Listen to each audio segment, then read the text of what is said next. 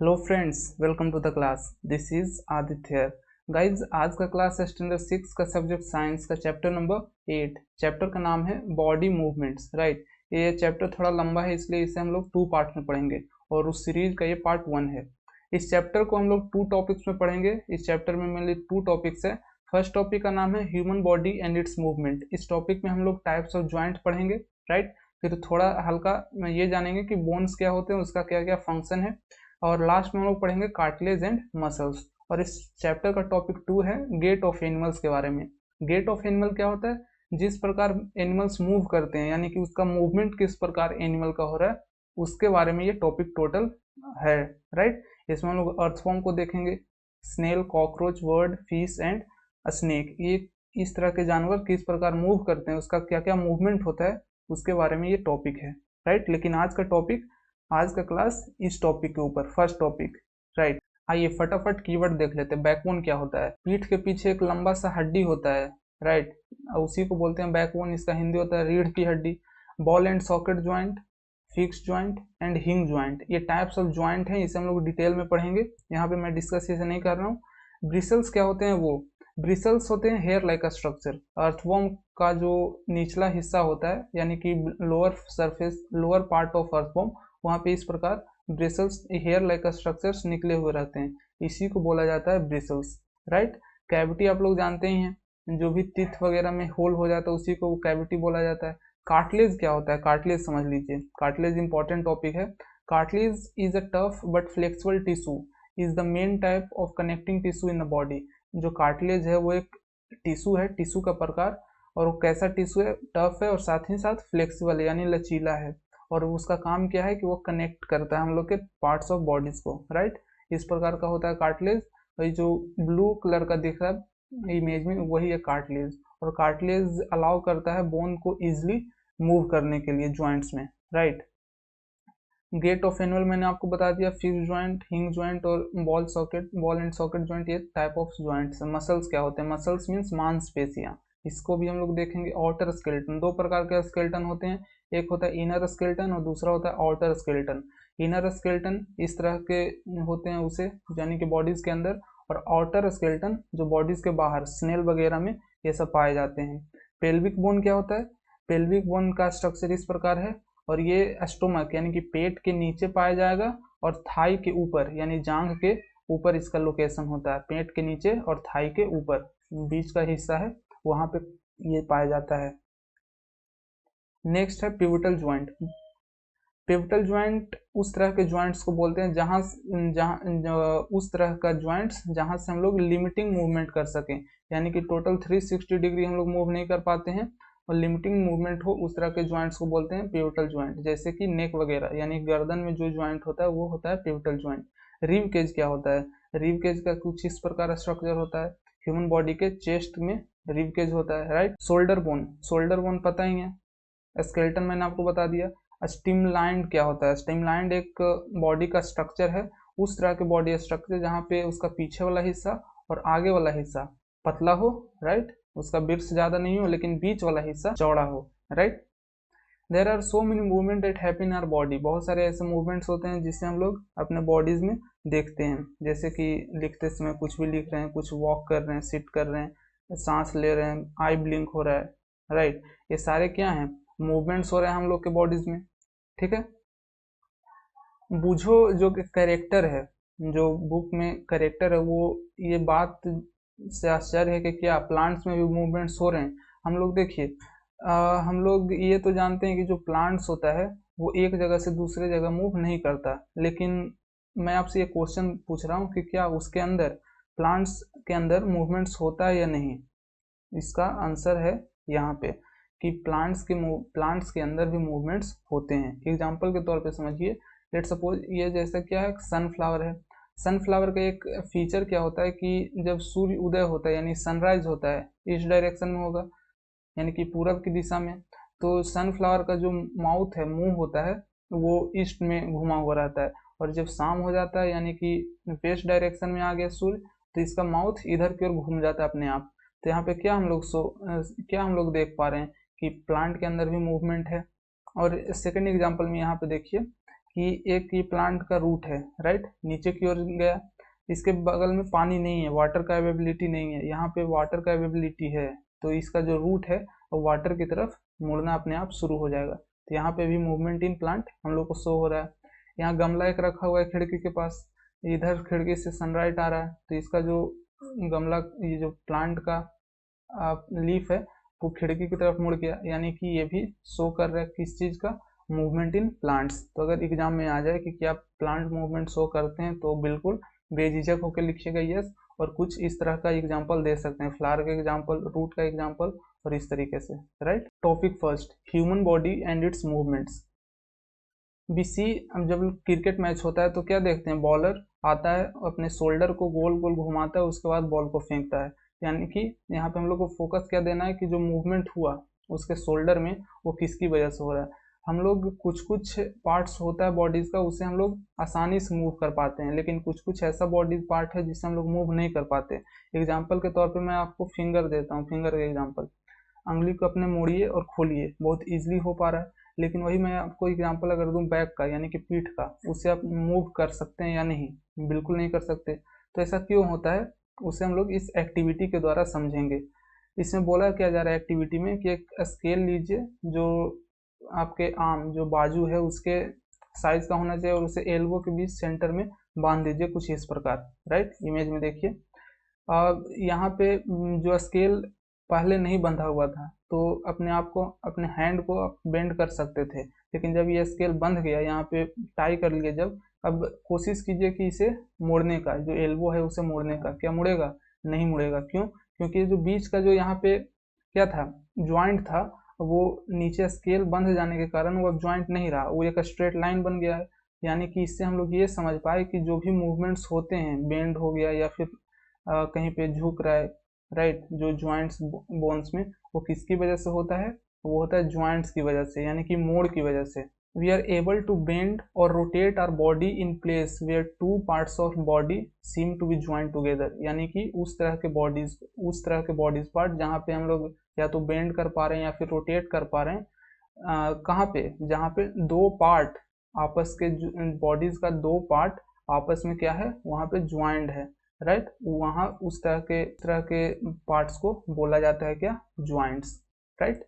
There are so many joints in our body, हम लोग के शरीर में वैसे बहुत सारे ज्वाइंट्स हैं। अब जब हम लोग अपने स्किन को प्रेस करते हैं तो उसके अंदर कुछ हार्ड मटेरियल हम लोग को अनुभव होता है, तो वही जो हार्ड मटेरियल है उसे हम लोग बोलते हैं बोन। जब हम लोग जन्म लेते हैं, जब बेबी स्टेज में होते हैं हम लोग, तो उस टाइम क्या 305 हड्डियां होती है हम लोग के शरीर में, 305। और धीरे धीरे जब हम लोग मैच्योर होते हैं, यंगर स्टेज में आते हैं, तो जो हड्डियों का जो नंबर है 305 से घटकर 206 हो जाता है। अब आप लोगों के मन में ये सवाल आता होगा कि अंदर हड्डियां घटती कैसे है, तो उसका एग्जांपल मैं देता हूँ। लेट सपोज ये एक हड्डी है, यहाँ पे ज्वाइंट है, ये हड्डी है, यहाँ ज्वाइंट है, ये हड्डी है, यहाँ ज्वाइंट है, ये हड्डी है, यानी कि इसमें 1 है, 2, 3 और 4, टोटल नंबर ऑफ बोन यहाँ पे 4 है। ये बेबी स्टेज में हो गया, यानी कि जब बच्चा है, राइट। उसके बाद ये जो हड्डियां होती है, धीरे धीरे जब एज बढ़ने लगता है बच्चा का, तो ये बोन था, यहाँ पे एक ज्वाइंट था, तो ज्वाइंट मिल जाता है, आपस में जुड़ जाता है, राइट। ये जो यहाँ पे ज्वाइंट था वो ज्वाइंट खत्म होके एक टोटल लंबा एक सीधा स्ट्रेट लाइन ये बोन बन जाता है। यानी कि यहाँ पे जो 2 बोन था वो अब कितना हम लोग इसे काउंट करेंगे, 1 काउंट करेंगे, तो इसी प्रकार 305 से घटकर हो जाता है 206, राइट। यहाँ पे हम लोगों ने क्या क्या देखा, ज्वाइंट्स क्या होते हैं, ज्वाइंट्स उसे कहते हैं जहाँ पे 2 पार्ट्स ऑफ बॉडी आपस में आकर मिलते हैं, उस लोकेशन को बोला जाता है ज्वाइंट, ठीक है। बोन्स को हम लोग मूव नहीं, बेंड नहीं कर सकते, यानी उसे मोड़ नहीं सकते, तो जब हम लोग बोन को मूव नहीं करते हैं, बेंड नहीं करते हैं, तो एल्बो हम लोग का मूव होता कैसे है, तो वो होता है किसकी वजह से, ज्वाइंट्स की वजह से, right. There are different types of joint in our body to help us carry out different movements and activities, और हम लोग के बॉडीज में बहुत तरह के ज्वाइंट्स होते हैं। ये यहाँ पे जो टॉपिक मैं अभी बता रहा हूँ वो काफ़ी इंपॉर्टेंट है, इसे ज़रूर याद रखिएगा, एग्जाम में इसमें इस तरह के क्वेश्चंस पूछे जाते हैं। Types of joints, right. Total number of joints कितने होंगे हमारे शरीर में, मैं आपको शॉर्ट में बता रहा हूँ, 4। कौन कौन से, पहला है ball and socket joints, right, दूसरा है पिवटल ज्वाइंट्स, तीसरा है हिंग ज्वाइंट्स और चौथा है फिक्स ज्वाइंट्स। और ये चारों क्या क्या होते हैं उसको अब हम बारी बारी से डिस्कस करेंगे। पहला है बॉल एंड सॉकेट ज्वाइंट्स। उस तरह के ज्वाइंट्स को बॉल एंड सॉकेट ज्वाइंट्स बोलेंगे जो हम लोग को अलाउ करें मूवमेंट बैकवर्ड यानी पीछे की ओर उस ज्वाइंट से हम लोग मूव कर सकें, फॉरवर्ड आगे की ओर, साइडवर्ड यानी इधर या फिर इधर, लेफ्ट राइट, या फिर रोटेट कर सकें। तो उस तरह के ज्वाइंट्स को बोलते हैं बॉल एंड सॉकेट ज्वाइंट। यानी कि इन शॉर्ट अगर बोलें तो ऐसा ज्वाइंट जो हम लोग को ऑल डायरेक्शन में यानी कि 360 डिग्री मूवमेंट प्रदान करे तो उसे बोलेंगे बॉल एंड सॉकेट ज्वाइंट। और हमारे बॉडी में कहाँ कहाँ पाए जाते हैं, तो शोल्डर में यानी कंधा में, तभी तो बॉलर गोल गोल अपने हाथ को घुमा के बॉल कर पा रहा है क्रिकेट में। और हिप वाला जो ज्वाइंट है वहाँ पे भी बॉल एंड सॉकेट ज्वाइंट होता है। नेक्स्ट है pivotal joint, right. Pivotal joint उस तरह के ज्वाइंट्स को बोलते हैं जो हम लोग के बॉडी पार्ट्स को अलाउ करे लिमिटिंग रोटेटिंग मूवमेंट्स। यानी कि यहाँ पे क्या था, 360 मूवमेंट्स हम लोग कर पा रहे हैं यानी कि पूरी तरह से, लेकिन यहाँ पे पिवटल ज्वाइंट में हम लोग पूरी तरीके से ये मूवमेंट नहीं कर पाते हैं। उस तरह के ज्वाइंट्स को बोलेंगे पिवटल ज्वाइंट। जैसे कि नेक हो गया, गर्दन में यहाँ पे 180 डिग्री हम लोग मूव कर पाते हैं अपने गर्दन को, इधर देखते हैं इधर देखते हैं, पीछे तो नहीं देख सकते। तो इस तरह के ज्वाइंट्स को बोलते हैं pivotal joints. The joint where are neck joint the head is the pivotal joint. जहाँ पे जो हमारा नेक है वो ज्वाइंट रहता है उसी को बोला जाता है pivotal joint. It allow us to bend our head forward and backward. और ये ज्वाइंट हम लोग के हेड को परमिशन देता है आगे की ओर देखने के लिए और पीछे की ओर, इसी कारण हम देख पाते हैं और अपने हेड को लेफ्ट और राइट मूव कर पाते हैं। In a pivotal joint a cylindrical bone rotates a ring in a ring.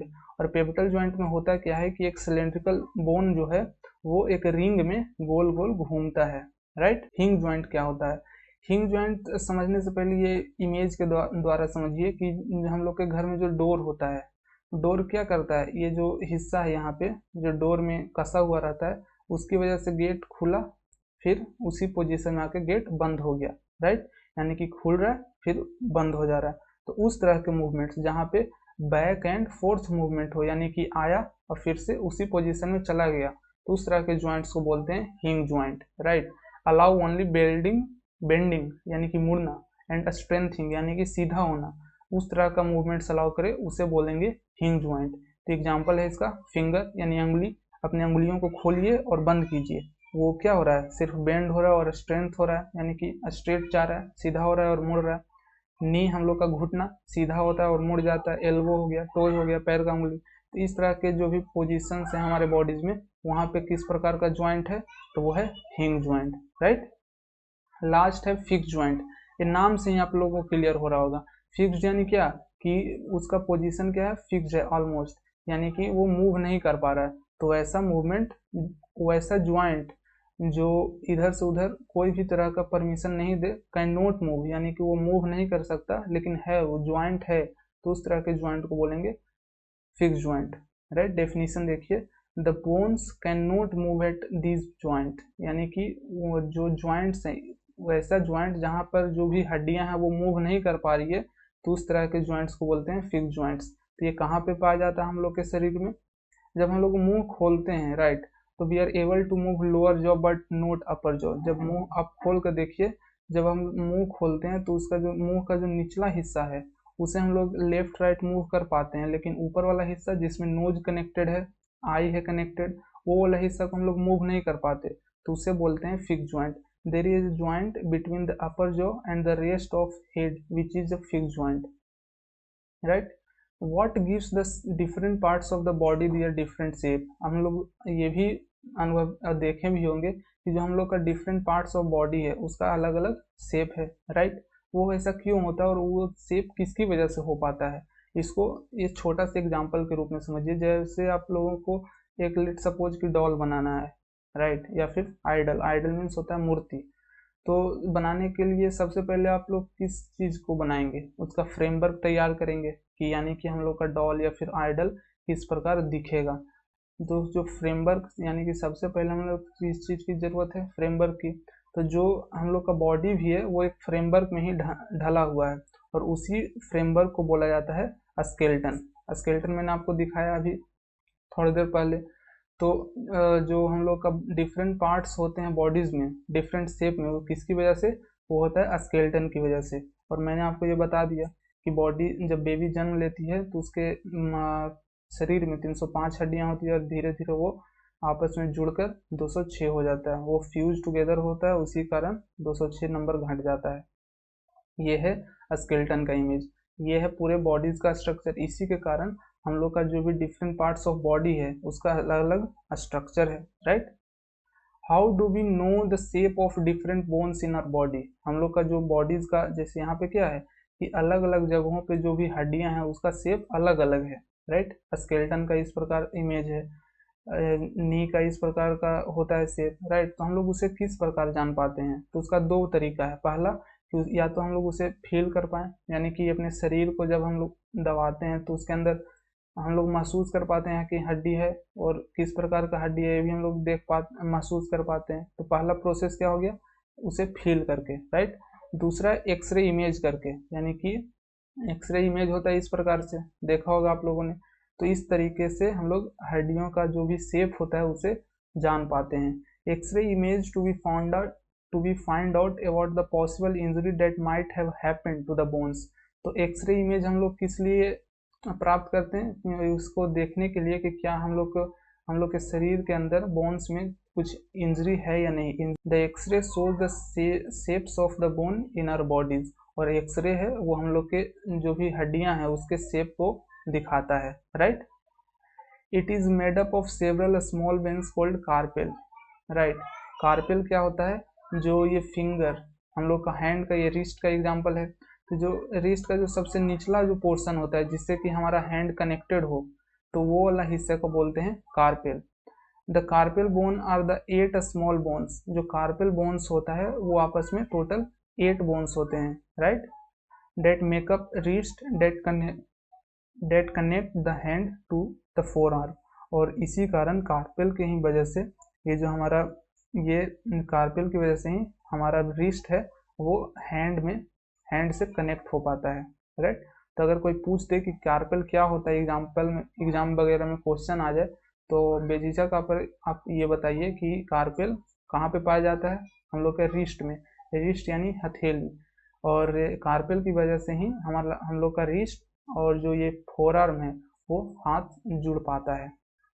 Activity 4 को समझने की कोशिश कीजिए। यहाँ पे ये बोला जा रहा है कि एक डीप ब्रेथ लीजिए, यानी कि गहरी सांस लीजिए और थोड़े देर के लिए उस सांस को रोक के रखिए, और उसी दौरान अपने चेस्ट के जो भी हड्डियां हैं उसे दबाकर, और जो बैक बोन है यानी पीठ की हड्डियां उसे दबाकर ये महसूस करने की कोशिश कीजिए कि वहाँ पे कितने सारे हड्डियां हैं, और जो रीव है उसमें बोन्स कितने हैं चेस्ट में, राइट। इस प्रकार का होता है। They joint the chest bone and backbone together form a box, जो चेस्ट बोन हुआ यानी कि छाती वाला जो हड्डी है, और जो बैकबोन है यानी रीढ़ की हड्डी, वो आपस में ज्वाइन होता है, आपस में जुड़ा हुआ रहता है और एक बॉक्स जैसा बनता है, और उसी को बोलते हैं रीव केज, राइट। रीव केज, केज का मतलब क्या होता है, पिंजड़ा, जिसमें तोता वगैरह जो पक्षियां उसे रखा जाता है। तो रीव केज इसी को बोलते हैं। ये जो स्ट्रक्चर यहाँ पे देख रहे हैं ये है रीव केज का इमेज, राइट। इसमें ये जो बीच वाला हड्डी है, राइट, वो होता है बैकबोन, यानी कि रीढ़ की हड्डी, पीछे जो पीठ में हड्डी होता है उसे बोलते हैं बैकबोन। और जो बगल बगल से ये जो इस तरीके से निकला हुआ है ये जो रीव केज का बोन्स है, right. There are 12 ribs on each side of chest, यानी कि जो चेस्ट ये जो बैकबोन हुआ इसके इधर इस साइड 12 बोन्स होंगे और इस साइड 12 बोन्स होंगे। तो टोटल नंबर ऑफ बोन्स बताइए आप मुझे कि रीव केज में टोटल नंबर ऑफ बोन्स कितने हुए। एक तो बीच में हुआ, राइट, 12 इधर और 12 इधर, यानी कि 12 + 12 टोटल 24 हो गया, और प्लस ये जो बैकबोन था बीच वाला +1, यानी कि टोटल नंबर ऑफ बोन कितने 25, राइट। यानी कि total number of bone in rib cage are 25। इस तरह के क्वेश्चंस आप याद रखिए, ऑब्जेक्टिव टाइप में क्वेश्चन पूछ लिए जाते हैं इस तरह से। सम इम्पॉर्टेंट इंटरनल पार्ट्स जो हमारे बॉडीज के होते हैं जो इसी के द्वारा प्रोटेक्टेड रहते हैं, जैसे कि मैं एग्जांपल दूं हार्ट का, यानी कि जो हमारा दिल होता है वो इसी के अंदर प्रोटेक्टेड रहता है। हम लोग का लंग्स हो गया, फेफड़ा, वो इसी के अंदर प्रोटेक्टेड है, राइट। तो कुछ इंपॉर्टेंट इंटरनल पार्ट्स हैं हमारे बॉडीज को जो प्रोटेक्शन प्रदान करता है। कौन? Rib cage, right. बैकबोन के बारे में जानते हैं। It is made up of many small bones called vertebra, right. ये जो बैकबोन है हमारा, रीढ़ की हड्डी है, वो छोटे छोटे बहुत सारे बोन से मिलकर बने हुए रहते हैं। तो ये जो छोटा छोटा बोन है उसी को हम लोग बोलते हैं वर्टिबर, राइट। ये जो स्मॉल बोन हुआ इसी को बोलते हैं vertebra. The backbone consist of 33 vertebras, right. यानी कि ये जो रिब केज में स्मॉलर बोन्स की नंबर कितने हैं? 33। The rib cage is joint to these bones, और इसी बोन्स से रिब केज ज्वाइंट है, मैंने अभी आपको बताया। When we press the wall then 2 bones on the back are prominent where in the shoulders. जब हम लोग दीवार को प्रेस करते हैं तो कंधे के पास 2 हड्डियां निकल कर आती है, राइट। तो उसी बोन्स को बोला जाता है शोल्डर बोन्स। आए समझ में? जब हम लोग वॉल को प्रेस करते हैं तो पीछे पीठ में 2 हड्डियां उभर जाती है, right.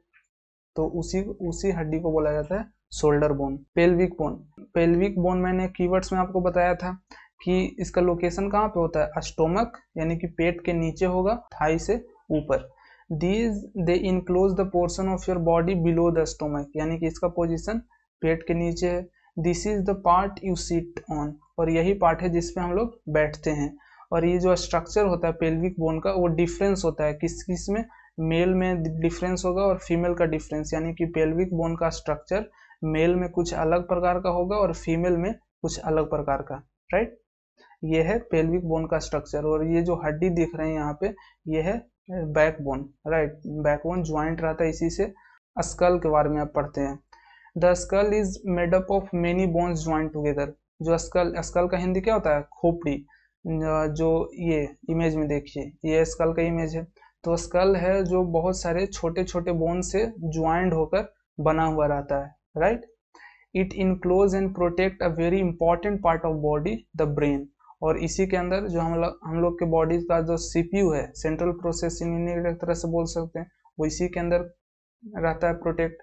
We discussed many bones and joints of our skeleton, right.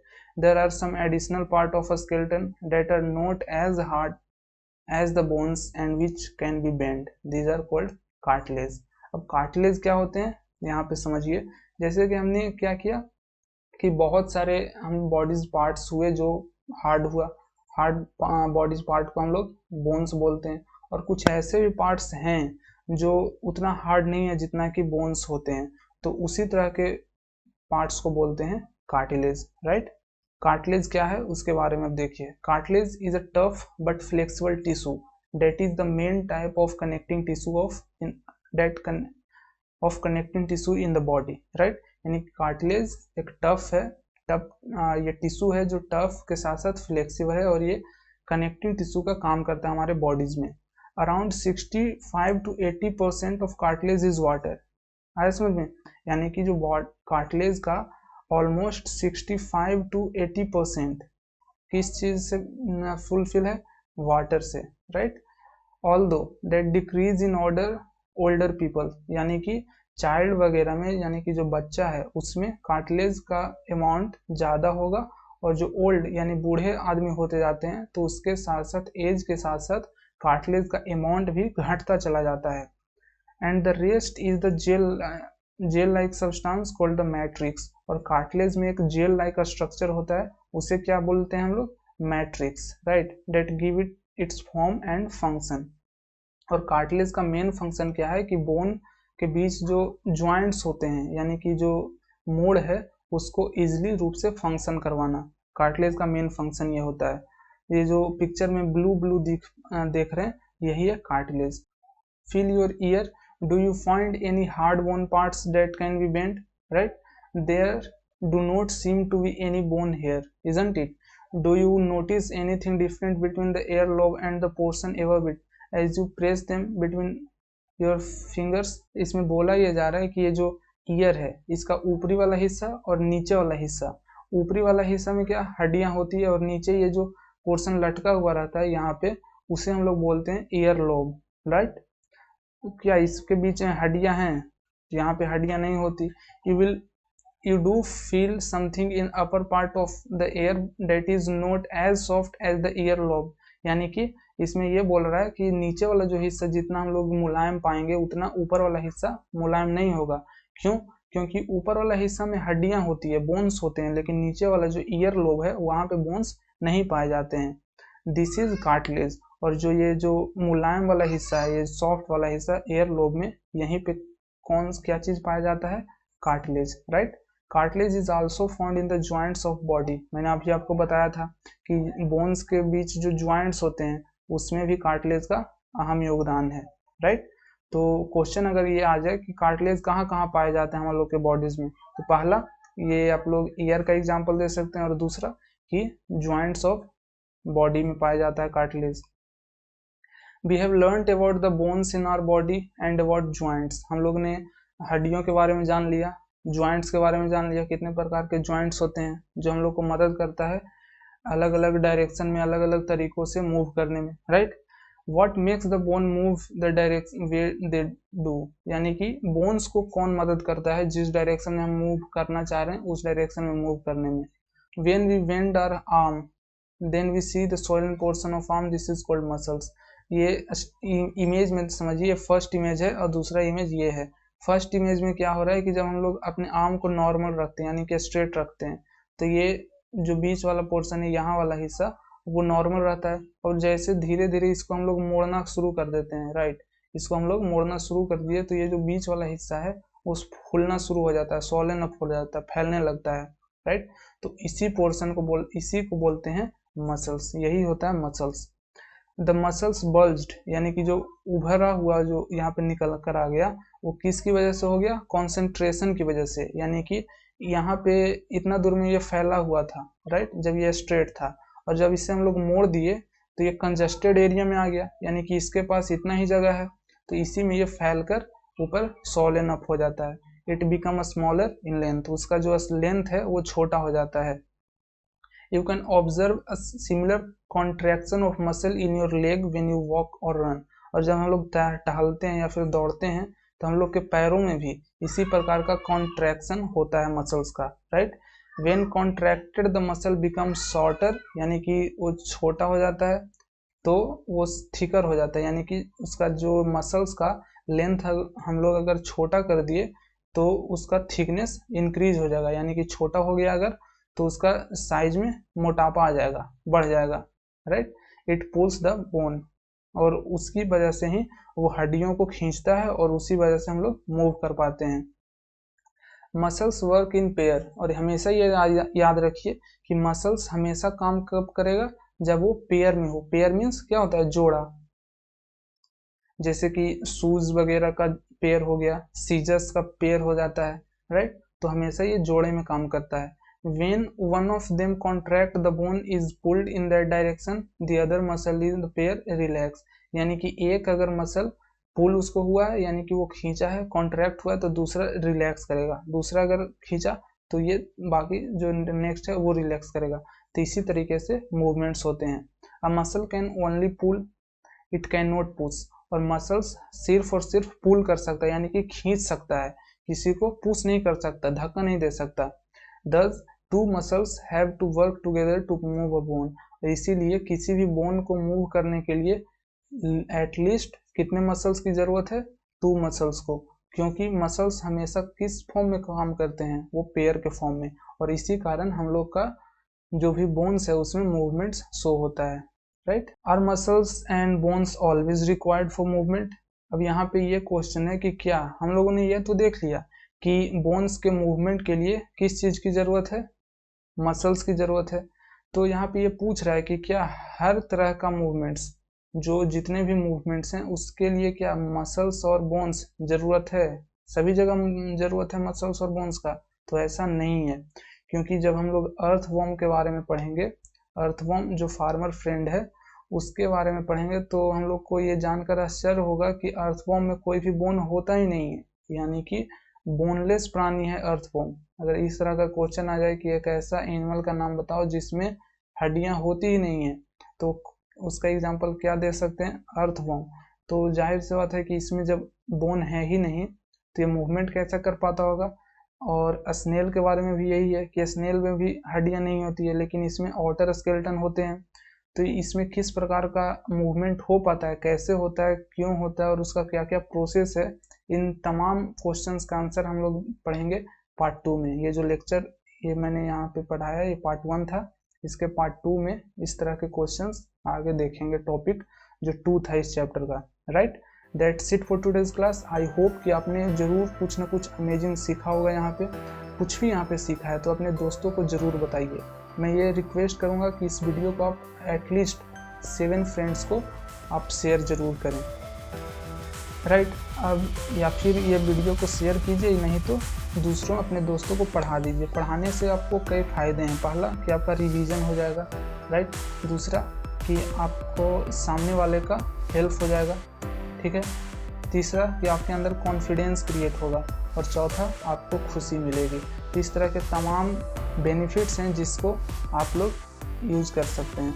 Thank you so much for attending the class. अगर पसंद आया तो इसे लाइक कीजिए, नहीं पसंद आया डिसलाइक कीजिए, लेकिन आपने डिसलाइक क्यों किया कमेंट में हमें ज़रूर बताइए, जिससे कि आने वाले लेक्चर्स में मैं उस गलती को सुधार कर आप लोगों के लिए बेटर कंटेंट लेकर आ सकूँ। Thank you so much for attending the class. Thank you.